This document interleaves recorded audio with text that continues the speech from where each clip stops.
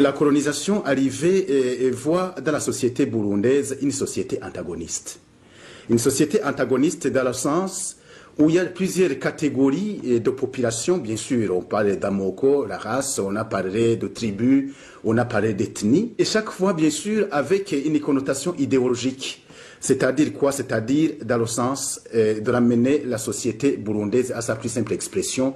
Ça veut dire une société est capable donc d'émerger ou d'évoluer dans une logique de colonisation. Il fallait plutôt morceler cette société autour des ethnies, autour des tribus. Et la notion la plus retenue par la colonisation, c'est la notion d'ethnie.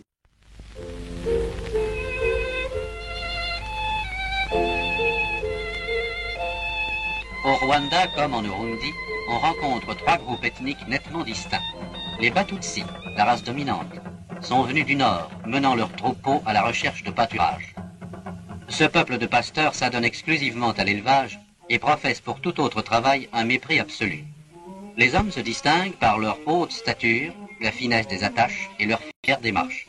Il faut noter que les Batutsi ne représentent que 8% de la population qu'ils ont soumise à leur autorité. Les Bahutus, qui représentent 90% de la population, sont des paysans bantous, à l'âme lourde et passive, ignorant tout souci du lendemain.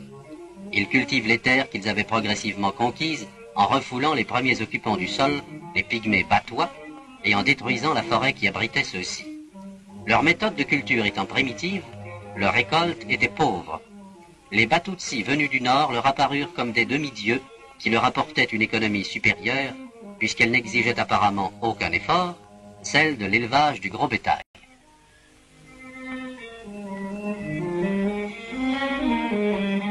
Quant aux Batois pygmoïdes, ils vivaient dans la forêt en petits groupes familiaux, pratiquant la chasse et cueillant les fruits sauvages. Aujourd'hui, la plupart d'entre eux ont renoncé à cette vie primitive et sont mélangés à la population du Rwanda-Urundi. Ils excellent dans les métiers de forgeron et de potier. Le commentaire de ce film, produit par l'administration belge, témoigne de la catégorisation de la population burundaise dans les années 50.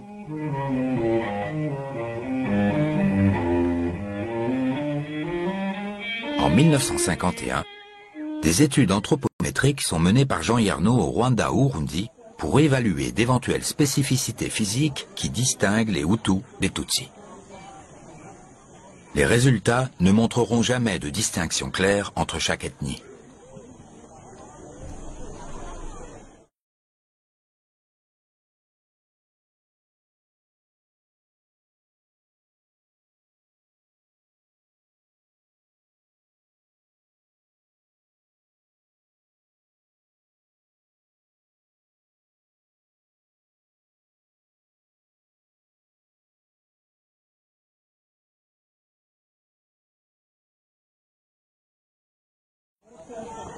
Pour le pouvoir colonial, le but de cette catégorisation est aussi idéologique que politique.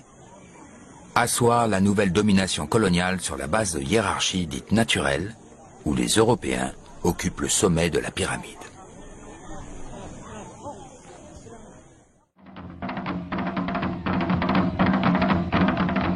De son côté, l'Église catholique ne ménage pas les anciens usages, les superstitions et les mœurs dites barbares. Elle s'attaque notamment aux sorciers et aux initiés du culte de Kuba Ndwa. L'importance de l'évangélisation fait progressivement disparaître les cultures traditionnelles, les symboles et les emblèmes de la culture ancienne. On a parlé du culte de Kuba Ndwa. On a parlé du Muganuro qui était une fête nationale et ils vont être remplacés par des pratiques nouvelles telles que l'utilisation du chapelet, l'utilisation de la Bible et des livrets de prière. C'est aussi une incursion de l'Église catholique dans tout ce qui faisait le fondement culturel de la société africaine d'une manière générale. L'exemple le plus flagrant, c'est l'action posée, le geste posé par le père Kanonika quand il va à Muramvya justement pour pénétrer dans la hutte de Kadyenda. Et il va même s'amuser à détrôner ce Kadyenda par la bénédiction, où disant il chassait les fantômes ou les esprits mauvais qui entouraient ce tambour. Et le Muganuro lui-même va être saboté dans son essence. Tutsis et Hutus ont parfaitement cohabité pendant des siècles. Ils ont la même langue, la même musique, la même culture. La haine a été forgée et soigneusement entretenue par le colonisateur allemand puis belge dès la fin du 19e. Il n'y a pas trace dans l'histoire ancienne de guerre Hutu et Tutsi. Il y a des conflits entre un souverain et des chefs, entre plusieurs chefs, et dans ces conflits, vous avez des guerriers Hutu et Tutsi avec leurs lances et leurs arcs. Le conflit n'était pas ethnique, il était politique, régional, etc. Et même l'époque coloniale ne voit pas ce genre de conflit. Seulement, l'antagonisme sur le plan idéologique et social émerge à ce moment-là. Je crois que cette chose est discutée, certains le nient, pourtant c'est trop évident. Il suffit de lire toute la littérature coloniale de cette époque. Dès qu'il s'agit du Rwanda et du Burundi, on parle tout de suite de Hutu et de Tutsi. Et on en parle en des termes très simples. Il y a deux peuples, deux races, dit-on. Aujourd'hui, on dit deux ethnies. Les grands Tutsis viennent d'Éthiopie. Les petits Hutus sont des Bantous qui viennent du bassin du Congo. Les uns sont plus intelligents, les autres sont faits plutôt pour travailler et pour obéir. Il se trouve, comme je le disais tout à l'heure, qu'on découvre beaucoup de Tutsis dans l'aristocratie, donc on se dit c'est bien, c'est comme cela, c'est l'ordre naturel. Et cet ordre naturel, on le lit dans les termes de la science de l'époque. À l'époque, dans toute l'Afrique, on classe les populations, on les étiquette, on définit leurs valeurs, leurs mérites, selon un classement racial. Il y a des gens qui sont plus nègres les uns que les autres, disons. Il y a des vrais nègres et des faux nègres. C'est quelle époque à peu près? Au fin 19e, les années surtout 1880, 90 et jusqu'aux années 1930, 1940.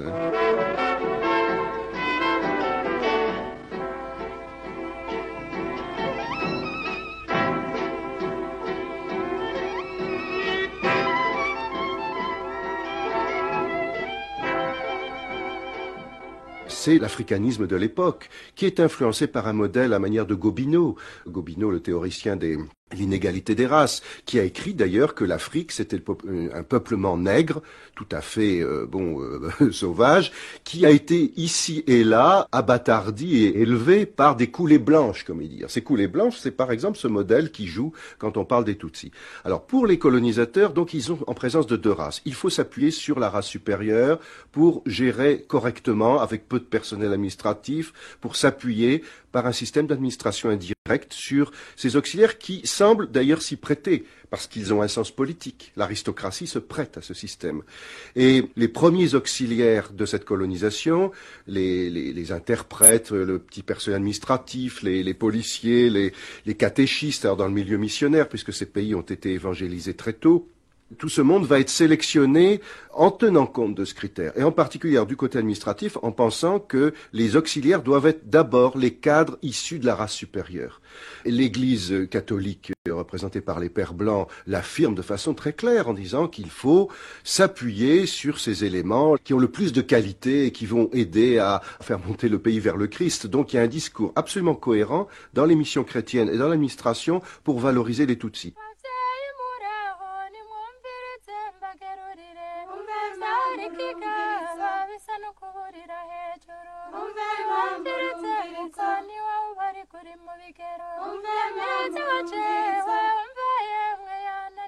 Vous avez des enfants qui sont des Tutsis, très nombreux d'ailleurs, l'institut d'Astrida. Astrida, c'était le nom de Butare au Rwanda, d'après la reine Astride.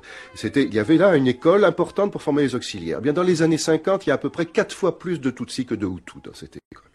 Et quand on lit les ouvrages, les petites revues pour les anciens élèves, etc., qu'est-ce qu'on lit? On lit justement que les Tutsis sont une race supérieure faite pour gouverner. Alors mettez-vous à la place des jeunes Tutsis. Il n'y a pas de raison qu'ils ne croient pas ces choses, et qu'ils n'en soient pas flattés, et qu'ils ne trouvent pas que ces Blancs ont raison, puis de toute façon les Blancs ont toujours raison à cette époque. Ils ont la science, et c'est écrit. Quand vous êtes Hutu, au contraire, mais vous êtes automatiquement frustré, même s'il y a si j'ose dire, des bons Blancs qui leur expliquent que quand même, en travaillant bien, ils vont réussir. Malgré tout, ils apprennent et ils entendent tous les jours qu'ils sont moins bien. Moi, je pense qu'il y a toute une génération formée dans les années 40-50 qui va être soit gonflée, si j'ose dire, d'orgueil, soit frustrée. Et cela donne le paysage mental des premières élites du Rwanda et du Burundi à la veille des indépendances. Les nouveaux leaders Hutus, cooptés par le colonisateur, reprennent à leur compte la théorie des trois races.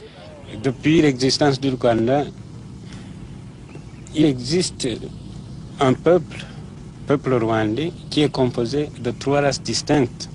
Oui. La race Hutu, qui comprend les 85% de la population, la race Tutsi, d'origine hamitique qui comprend 14% de la population et la race pygmoïde qui comprend à peu près 1% de la population.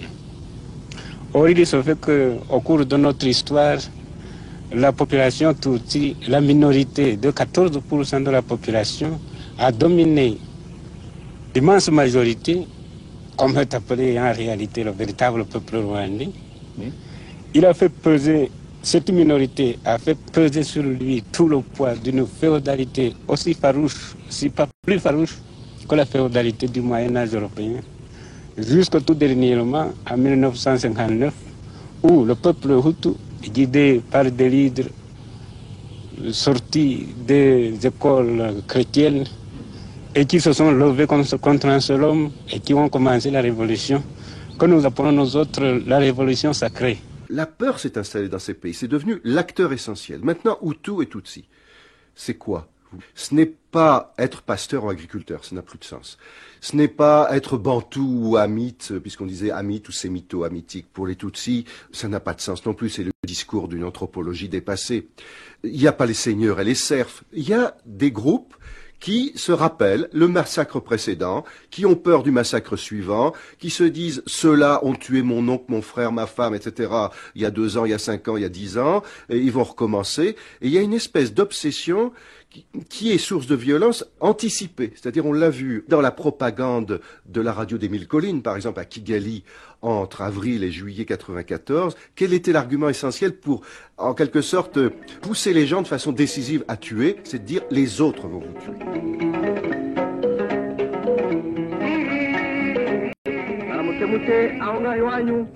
Comment vous portez-vous chez vous? Et la sécurité chez vous?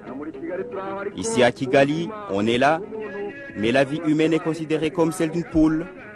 On coupe les têtes, on tire sur tout le monde, il n'y a plus de sécurité. Dans le quartier de Bilyogo, après la mort de Katumba et Maurice, tout à l'heure, la nuit dernière, un jeune homme a été tué. C'était un taxi. Condoléances, tous les taxis. Essayez de rentrer vite le soir. Ne soyez pas victime de la course derrière l'argent. Fréquentez les bistrots proches de chez vous, même si on ne connaît ni l'heure ni le jour de sa mort.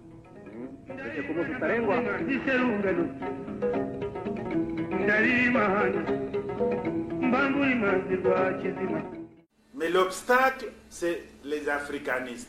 Ils émiettent, ils fragmentent le paradigme africaniste. Qu'est-ce que les Dogons ont à voir avec les Germains ou les Songhas? Alors qu'est-ce que les Zoulous ont à faire avec les Kikuyu ou les Maasai? Et le résultat est le génocide qu'ils appellent maintenant. C'est eux qui ont fait ça. C'est l'anthropologie coloniale belge qui a créé les Hutus et les Tutsis, qui a opposé les éleveurs et les agriculteurs. Les gens finissent par conscientiser ça et finalement ça a cristallisé la société. Pas autre chose. J'étais au Burundi, j'étais au Rwanda, tu ne connais pas la différence. Ils sont tous grands ou tous petits, ils sont tous la même langue, ils n'ont aucune différence. Mais tu ne peux pas quand même opposer un charpentier parisien et un forgeron parisien pour faire la guerre. Il y a des paysans en France. Non, il n'y a pas d'éleveurs, pas d'agriculteurs. On voit bien avec les intempéries qu'ils souffrent et qu'ils sont nombreux. Alors vous n'allez pas faire de ces gens-là quelque chose contre le... C'est l'anthropologie. Mais ils ont fait ça partout. Les Balouba, aux Zaïre, les Baloubaïsés. D'autres peuples sont Balouba, d'autres Baloubaïsés. On comprend pas? Ils sont avec les Zoulous, le Zimbabwe avec les Karenga, les Shona. C'est la même chose. C'est la même chose partout, ils font ça comme ça. Partout. C'est leur devoir les tribus. Les tribus ne doivent pas s'entendre. Les tribus n'ont rien en commun. Il faut créer ce qu'ils appellent la sociologie dynamique. Ils vous enseignent ça. C'est-à-dire que voici une tribu la plus nombreuse, hein, les Yoruba au Nigeria, mais ils doivent diriger. Hein, les Aoussa sont les plus nombreux, ils doivent diriger le Nigeria. Mais ce n'est pas comme ça. On ne dirige pas au nom du grand nombre des tribus. Hein? Quel est ce pouvoir? Donc le pouvoir va se baser sur le grand nombre et va créer une violence. Il va créer une violence. Il n'est pas né du... Voilà les africanistes. Toutes les violences politiques africaines, toutes les crises ont été provoquées, entretenues et conscientisées par les africanistes. Ça, c'est leur responsabilité. Il faut que les intellectuels africains leur disent clairement, c'est leur responsabilité. Maintenant, ils n'osent rien dire. Puisque sont les experts du Burundi là, ils se cachent maintenant. Mais autrefois, ils faisaient les articles dans Le Monde, les chrétiens, pour expliquer ces choses-là. Les chrétiens maintenant, ils se cachent aujourd'hui. C'est eux qui ont provoqué cette mentalité des Hamites, hein, d'autres sont Hamites occidentaux, Hamites orientaux. C'est qu'est-ce qu'un Hamite, on ne sait pas trop. Et quand ils veulent séparer l'Égypte de l'Afrique, ils créent la famille qu'ils appellent camito-sémitique afro-asiatique, qui n'existe, aucun savant ne peut faire la moindre démonstration. Ce que je dis, ce n'est pas parce que vous êtes là, mais je dis ça devant eux. Il y en a qui ont commencé à changer à Berkeley. Je dis, mais vous ne pouvez pas faire faites la démonstration. Il dit, ah ben on savait, on croyait que c'était acquis, mais on croire comment? À Barcelone, on a discuté avec eux, parfois ils veulent nous coller, envoyer quelqu'un de Berkeley, Los Angeles, Californie, je crois que c'est le Phoenix, et puis quelqu'un de Vienne, et puis on met un petit négro au milieu, on va voir comment il va se défendre. J'ai dit c'est du petit jeu, ça, c'est fini. Maintenant, eux, ils ne savent pas, je leur dis clairement, tout en respectant, on vous connaît, on vous aime, mais ça, on ne peut pas admettre. C'est fini cette affaire.